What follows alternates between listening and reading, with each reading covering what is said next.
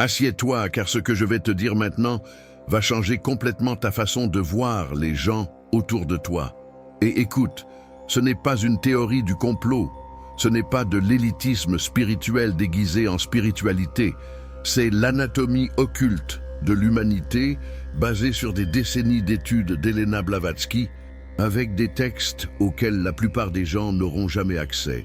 Et avant que tu penses que c'est du baratin pour te faire sentir spécial ou supérieur, détends-toi.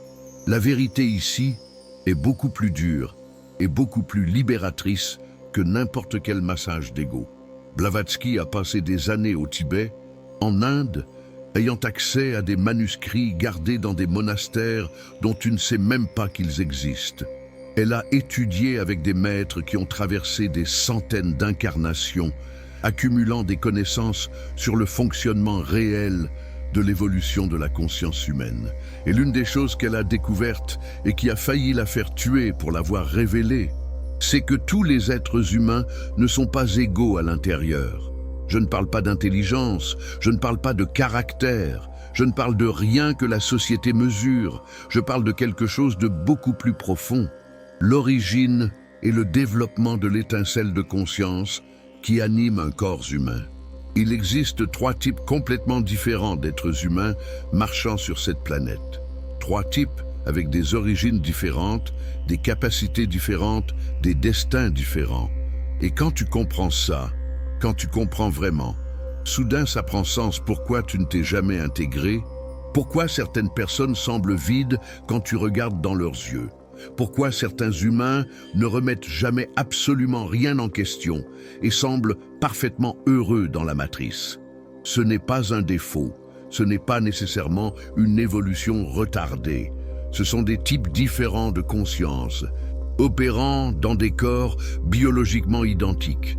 Maintenant, avant d'entrer dans les 3 types, tu dois comprendre pourquoi personne ne t'a raconté ça avant. Pourquoi ton école ne l'a pas enseigné? Pourquoi ton église l'a caché?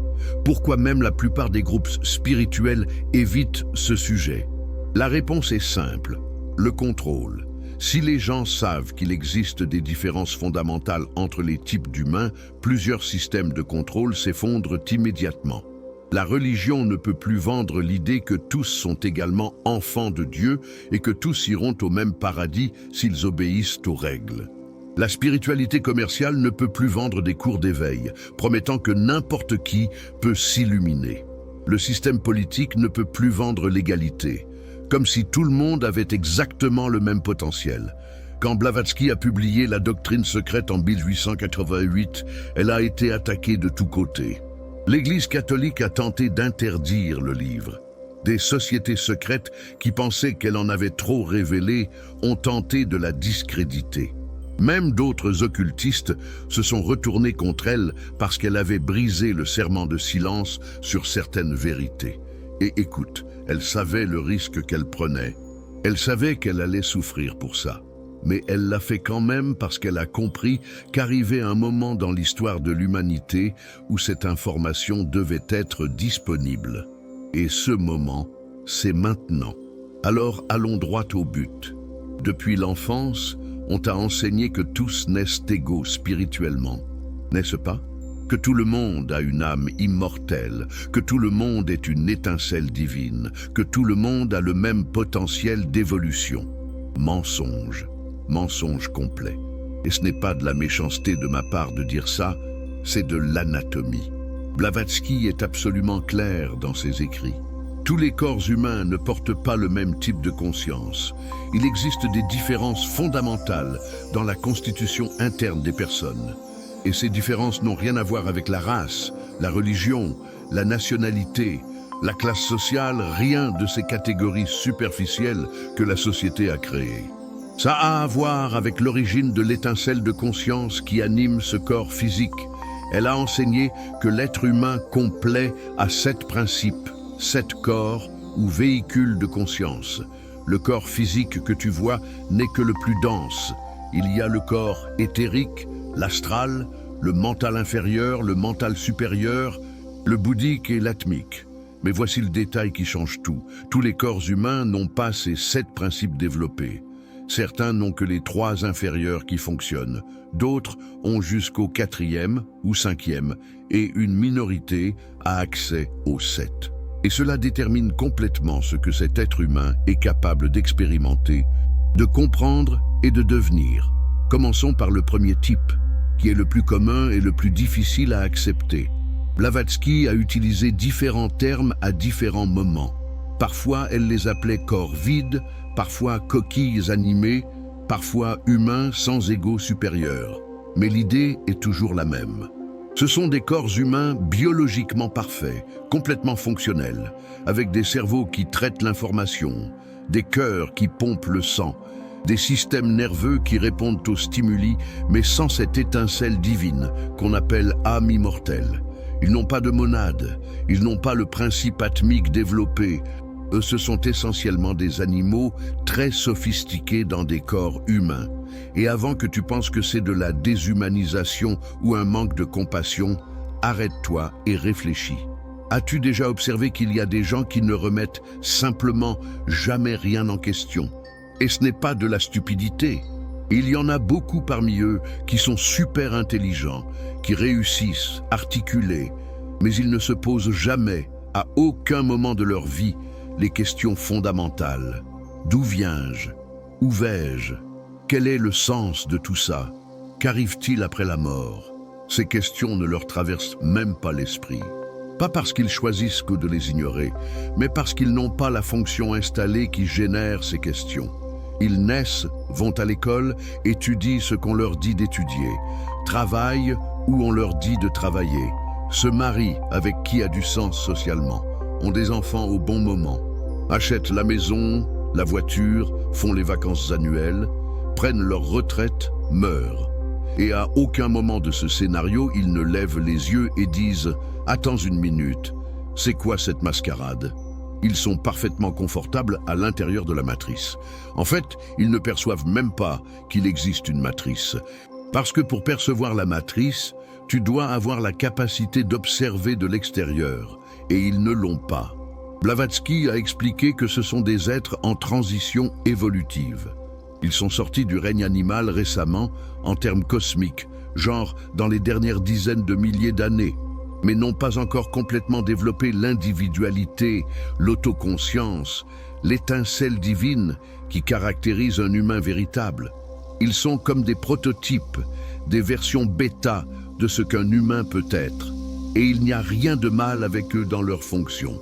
Ils sont parfaits pour suivre des schémas, et pour maintenir la société en fonctionnement, pour remplir les rôles sociaux nécessaires.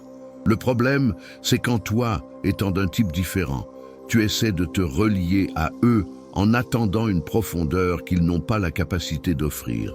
Et ici se trouve le signe le plus évident. Regarde dans leurs yeux. Sérieusement, la prochaine fois que tu rencontres quelqu'un comme ça, regarde directement dans les yeux. Tu verras le vide. Il n'y a personne vraiment là-dedans. Il y a du réflexe, il y a de la réaction, il y a même une personnalité construite, mais il n'y a pas d'essence. C'est comme regarder dans un miroir qui reflète tout autour, mais n'a rien en propre, et tu le sais intuitivement.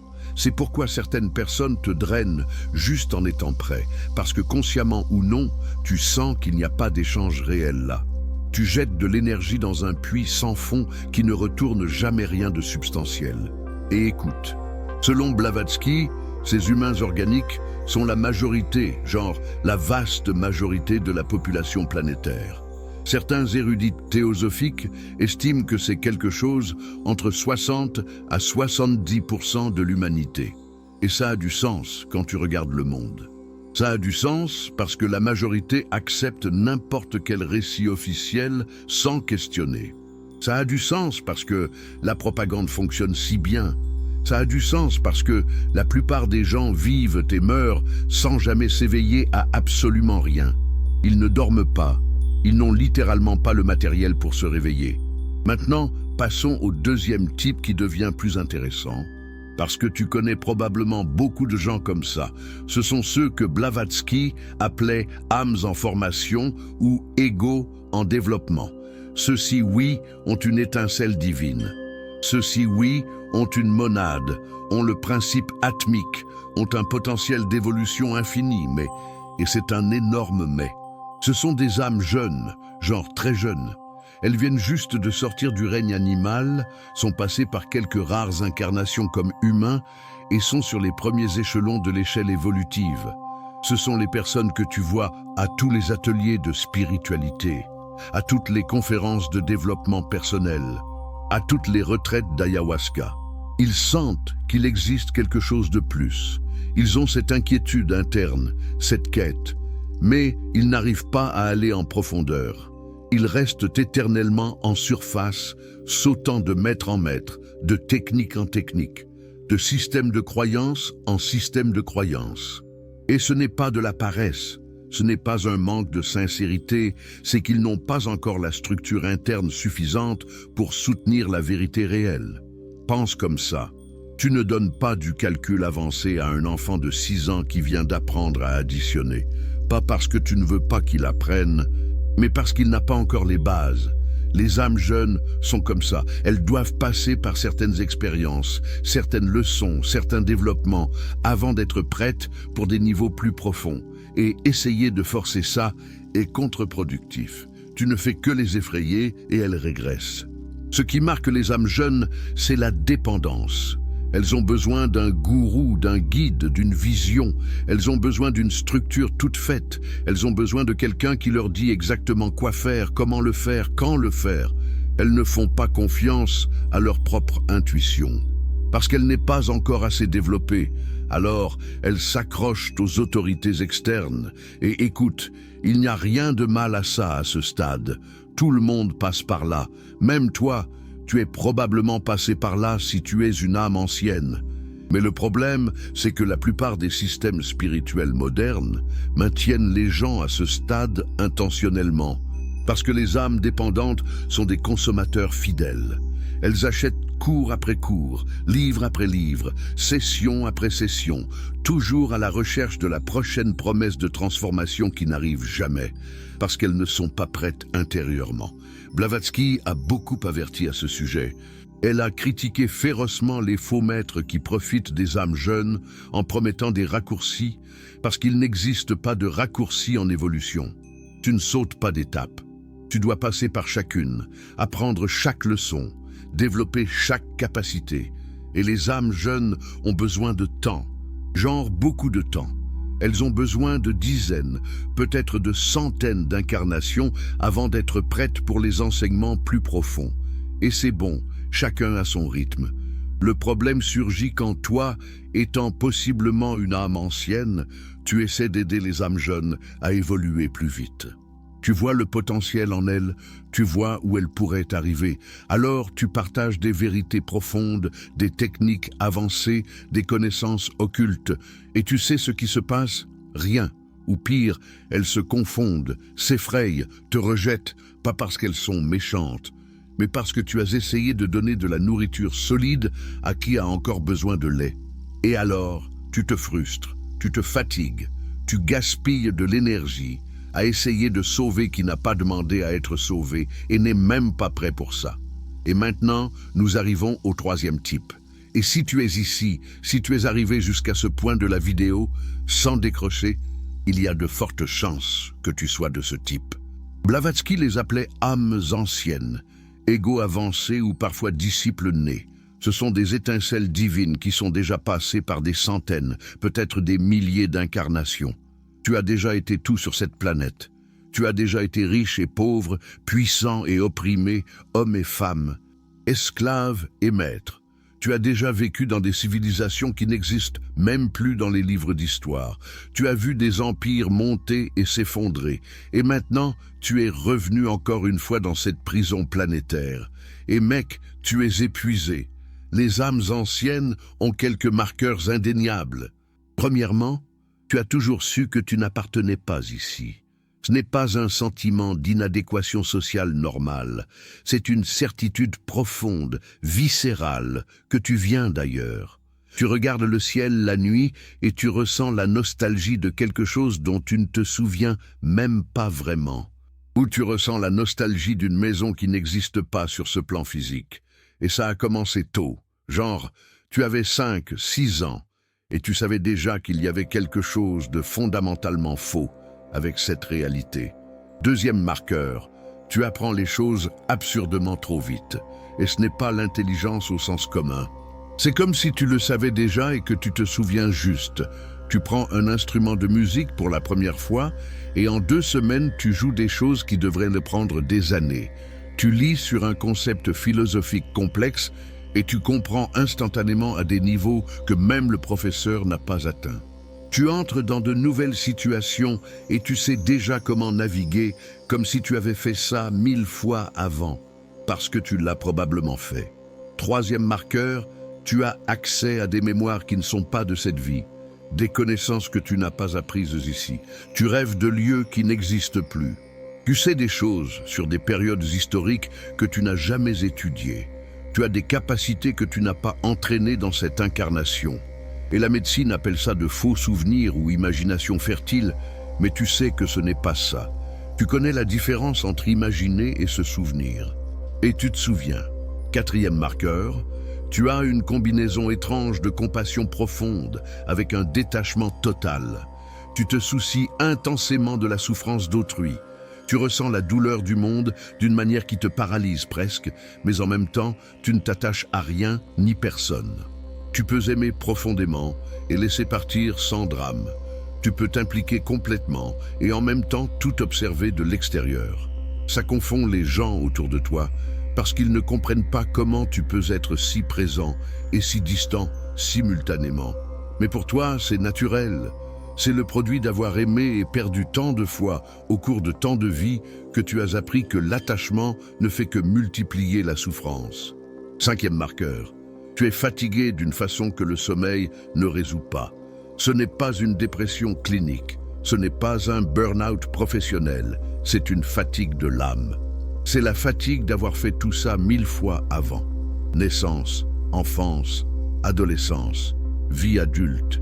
Vieillesse, mort, encore. C'est comme quand tu joues à un jeu vidéo tant de fois que rien qu'à penser recommencer, tu es déjà épuisé. Tu ne veux plus passer par les mêmes niveaux, affronter les mêmes boss, collecter les mêmes pièces. Tu veux sortir du jeu et cette fatigue ne passe pas. Elle est là tout le temps au fond comme un poids que tu portes depuis ta naissance dans cette vie. Et voici la vérité qui fait mal.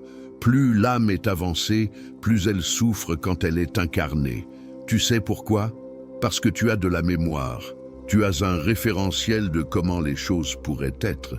Tu as déjà expérimenté des états de conscience expansés, des dimensions supérieures, la vraie liberté. Et devoir revenir à cette densité, à cette limitation, à cette prison de chair et d'os, c'est de la torture. C'est comme passer des vacances dans un resort de luxe et devoir ensuite retourner dans une cellule de prison humide et froide. Tu sais qu'il existe quelque chose de mieux, et cette comparaison constante te tue de l'intérieur. Les âmes jeunes ne souffrent pas comme ça parce qu'elles ne savent pas qu'il existe quelque chose de mieux. Pour elles, cette réalité est tout ce qui existe. Alors elles ne ressentent pas le manque de ce qu'elles ne connaissent pas. Les humains organiques ne souffrent pas parce qu'ils n'ont même pas la capacité pour ce type de souffrance existentielle.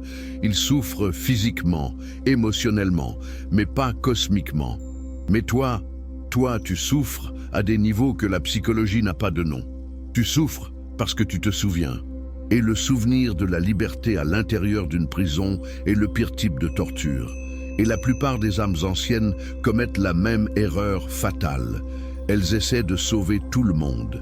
Tu vois la souffrance autour de toi, tu vois la matrice. Tu sais comment en sortir et tu penses que ta mission est de réveiller les masses. Alors tu essaies de réveiller les humains organiques. Impossible, ils n'ont pas le matériel nécessaire. Tu essaies d'accélérer les âmes jeunes. Contre-productif, tu ne fais que les effrayer et dans le processus tu t'épuises complètement. Tu dépenses toute ton énergie à essayer de changer des gens qui n'ont pas demandé ton aide et ne sont pas prêts pour elle. Et alors tu restes coincé ici pour plus de vie, parce que tu as créé du karma en essayant d'interférer dans le processus naturel de chacun. Blavatsky est clair à ce sujet. Chaque âme a son timing. Tu ne peux pas forcer, Tu ne dois pas forcer. Ta fonction en tant qu'âme ancienne n'est pas d'être un sauveur messianique. Et écoute, ça va à l'encontre de tout ce qu'on t'a enseigné sur la mission de lumière et le travailleur de lumière et toutes ces idées New Age qui romantisent le rôle des âmes anciennes. La vérité est beaucoup plus simple et beaucoup moins grandiose. Tu es ici pour compléter ta propre évolution. Point. Si dans le processus tu inspires naturellement les autres, super. Mais ce n'est pas une obligation, ce n'est pas une mission. Tu ne dois rien à personne. Maintenant, parlons de quelque chose que personne ne te dit, sur pourquoi tu t'es incarné exactement maintenant. Le récit spirituel populaire dit que les âmes anciennes sont revenues à ce moment pour aider à la transition planétaire, pour élever la fréquence de la Terre, pour assister à l'éveil collectif. Beau, poétique et complètement secondaire. La vérité réelle, selon Blavatsky, est beaucoup plus urgente.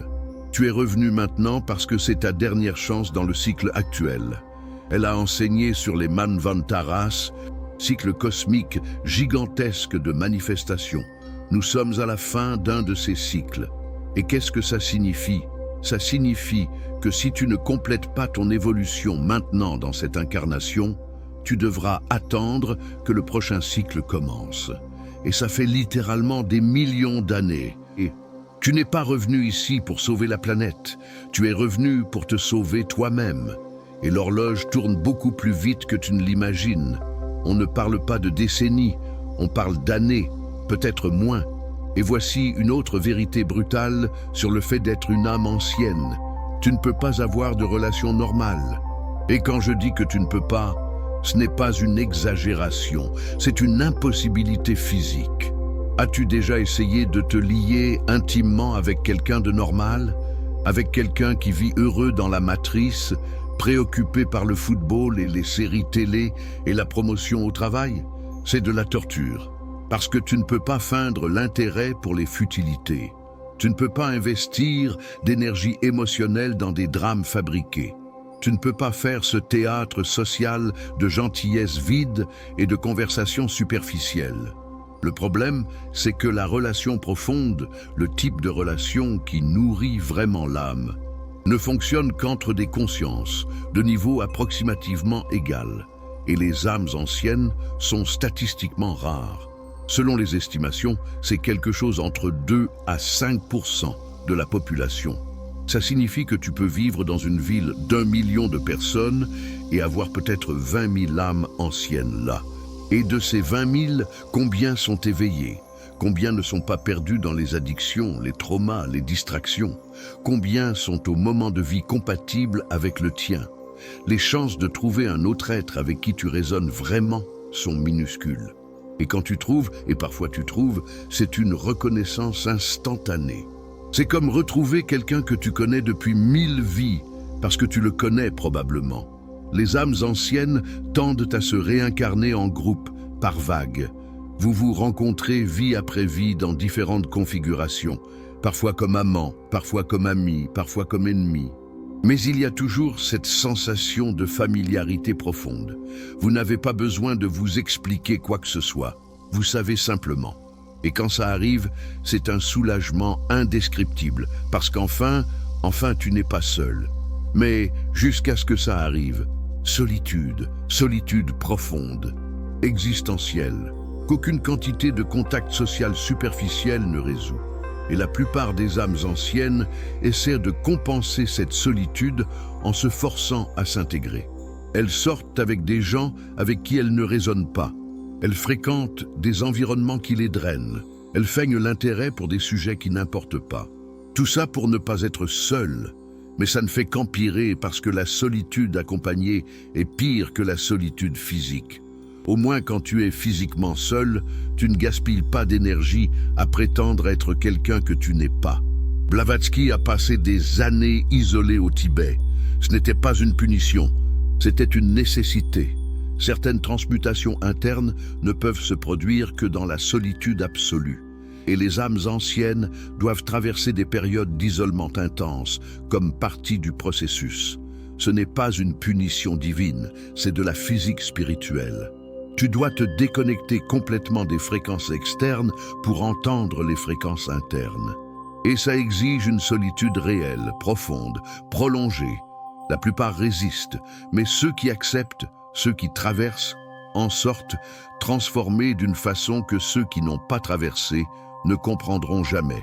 Maintenant, parlons de la fonction réelle des âmes anciennes sur ce plan. Et écoute, ça va à l'encontre de tout le récit héroïque que tu as entendu. Tu n'es pas ici pour être professeur, gourou, leader spirituel, sauveur des masses. C'est le piège de l'ego déguisé en mission divine. La fonction réelle des âmes anciennes est beaucoup plus subtile et beaucoup plus puissante. Ancrer la fréquence. Ta simple présence dans un environnement sur une planète, dans une dimension élève la vibration. Tu n'as pas besoin de faire quelque chose de spécifique. Tu n'as pas besoin de parler. Tu n'as pas besoin d'enseigner. Tu n'as pas besoin de diriger. Juste en étant ici, conscient, éveillé, opérant à une fréquence plus haute, tu crées un champ morphogénétique qui facilite l'éveil pour qui est prêt. C'est comme une antenne de téléphonie mobile. L'antenne n'a pas besoin d'aller vers chaque téléphone individuellement pour expliquer comment fonctionne le signal. Elle transmet juste. Et qui a un appareil compatible capte, qui n'en a pas ne capte pas. Aussi simple que ça. Tu transmets une fréquence de conscience expansée juste en étant incarné et éveillé. Et les autres âmes qui sont prêtes à s'éveiller captent cette transmission et l'utilisent comme référence. Elles ne savent pas toujours consciemment que tu étais la source, mais énergétiquement, ta présence a accéléré leur processus. Et il y a une autre fonction que peu comprennent, témoigner. Les âmes anciennes fonctionnent comme des témoins cosmiques. Tu es ici pour enregistrer cette phase spécifique de l'évolution planétaire. Tu es en train d'observer, d'expérimenter, de stocker de l'information dans les niveaux supérieurs de la conscience. Cette information servira dans le prochain cycle, dans d'autres dimensions, dans d'autres contextes. C'est comme un documentariste cosmique. Tu n'es pas ici pour changer le film. Tu es ici pour enregistrer le film. Et c'est beaucoup plus important que n'importe quelle mission de lumière qu'on a inventée pour toi. Maintenant, si tu veux savoir avec certitude quel type tu es, il y a un test interne définitif. Ferme les yeux un instant et imagine l'offre suivante.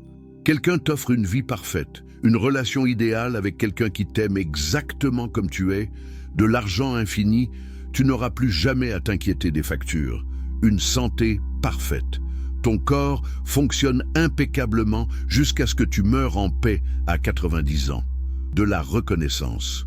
Les gens te respectent, t'admirent, t'écoutent, un confort total. Zéro drame, zéro souffrance. La vie de tes rêves. Mais il y a une condition. Pour avoir tout ça, tu dois oublier tout ce que tu sais sur la matrice, sur l'éveil, sur la vérité occulte. Tu vivras heureux dans l'illusion. Tu retournes consciemment dans la matrice et tu ne remets plus jamais rien en question. Tu acceptes?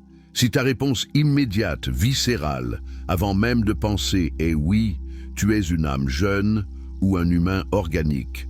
Parce que pour ces types, le confort matériel et émotionnel est l'objectif. Il n'y a rien de mal à ça à leur niveau. Ils cherchent exactement ce qu'ils devraient chercher à ce stade. Mais si ta réponse est un non instantané, automatique, même si tu souffres maintenant, même si tu es seul, sans argent, fatigué, épuisé, tu es une âme ancienne. Parce que pour toi, la vérité vaut plus que n'importe quel confort. Pour toi, savoir vaut plus qu'être heureux. Pour toi, la vraie liberté vaut plus que la sécurité illusoire. Et ce n'est pas ton choix, ce n'est pas de la volonté, ce n'est pas une supériorité morale. C'est simplement comment tu as été fait. C'est la programmation d'usine. Tu ne peux pas accepter cette offre, même si tu essayais. Ton système la rejette automatiquement. Et ça te condamne à une vie plus difficile parce que tu as choisi, ou plutôt, ton essence a choisi pour toi le chemin le plus dur. Le chemin de la vérité a toujours été le plus solitaire, le plus incompris, le plus attaqué. Mais c'est aussi le seul qui mène vers la sortie, le seul qui se termine en vraie liberté.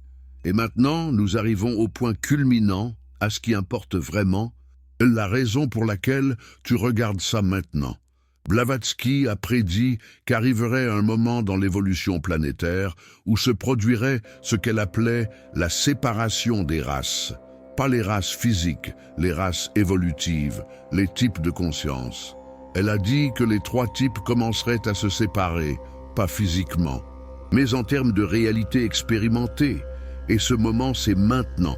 Les humains organiques vont continuer dans la matrice, complètement immergés, sans même percevoir qu'il existe une matrice. Ils vont vivre, se reproduire, mourir, et leurs corps vont éventuellement servir de véhicule pour d'autres consciences. Ils n'évoluent pas au sens spirituel. Ils maintiennent juste le système en fonctionnement pendant qu'il sert un but plus grand. Les âmes jeunes vont se réincarner encore et encore, passant par les mêmes leçons en boucle, chaque vie ajoutant un petit peu plus d'expérience, un petit peu plus de maturité, jusqu'à ce qu'éventuellement, après de nombreuses vies, elles deviennent aussi des âmes anciennes. C'est le processus naturel.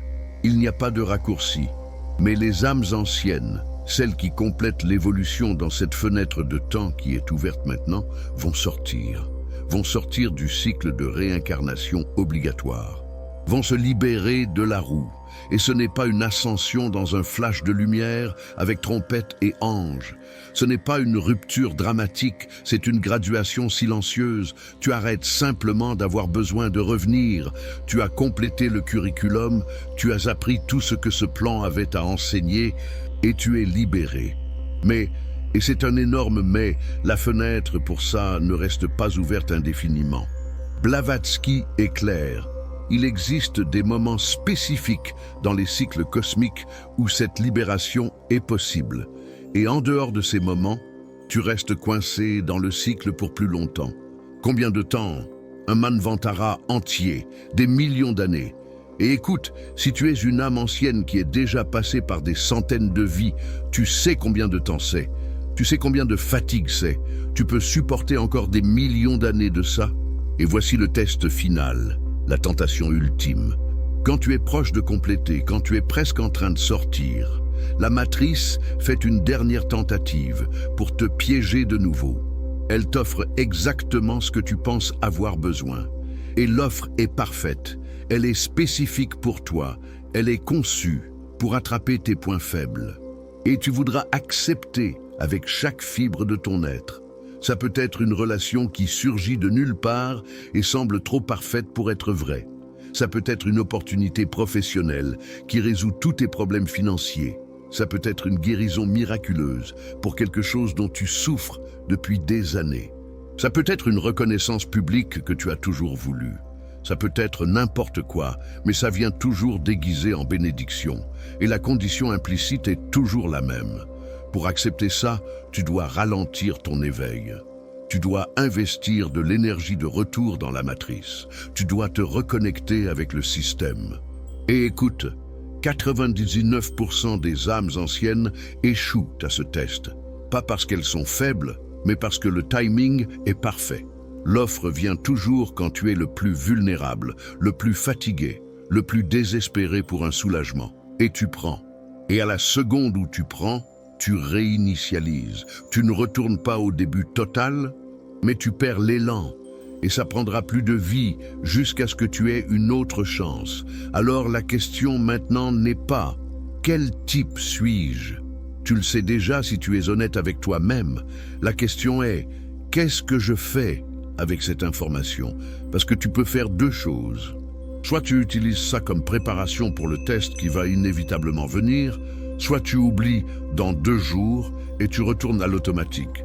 Si tu as reconnu les signes d'âme ancienne en toi, tu viens de recevoir confirmation de ce que ton intuition a toujours su. Ce n'est pas de la folie, ce n'est pas un ego gonflé, ce n'est pas un complexe de messie, c'est simplement un fait. Tu es une âme ancienne traversant possiblement ta dernière incarnation dans ce cycle. Et maintenant, il ne reste qu'une décision.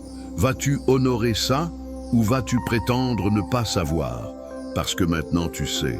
Et la connaissance apporte la responsabilité. Pas la responsabilité de sauver les autres. Oublie ça. la responsabilité de compléter ta propre évolution, de ne pas gaspiller cette incarnation, de ne pas accepter la tentation quand elle viendra, de traverser la solitude sans te compromettre, de maintenir la fréquence haute sans te laisser tirer de retour vers la densité. Et écoute, personne n'a dit que ça allait être facile. En fait, Blavatsky a clairement dit que ça serait le contraire de facile. Ça va être le plus difficile que tu aies jamais fait. Ça va exiger que tu laisses derrière toi tout ce que tu aimes. Ça va exiger que tu meurs en tant qu'identité. Ça va exiger une solitude qui fait physiquement mal. Ça va exiger que tu refuses des choses que ton cœur humain veut désespérément. Mais l'alternative,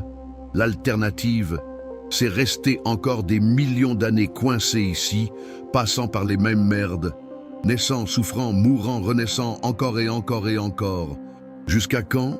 Jusqu'à ce que tu aies finalement le courage de traverser ce que tu évites de traverser maintenant. Alors décide maintenant, pendant que tu es encore lucide, pendant que tu es encore connecté à cette information, parce que dans 2 jours, tu seras de retour dans la routine, dans les distractions, dans l'automatique, et tu oublieras cette urgence que tu ressens maintenant. Alors, utilise ce moment. Prends un engagement interne avec toi-même, pas avec moi, pas avec Blavatsky, pas avec aucun gourou ou maître, avec toi, que tu vas compléter cette fois, que tu n'accepteras pas la tentation quand elle viendra, que tu traverseras jusqu'au bout, peu importe le prix. Et quand la tentation viendra, et elle viendra, souviens-toi de ce moment. Souviens-toi que tu as décidé, parce qu'à ce moment-là, tu ne pourras pas penser correctement. Tu pourras seulement agir basé sur ce que tu as déjà décidé avant. Alors décide maintenant. C'est ta dernière chance, littéralement.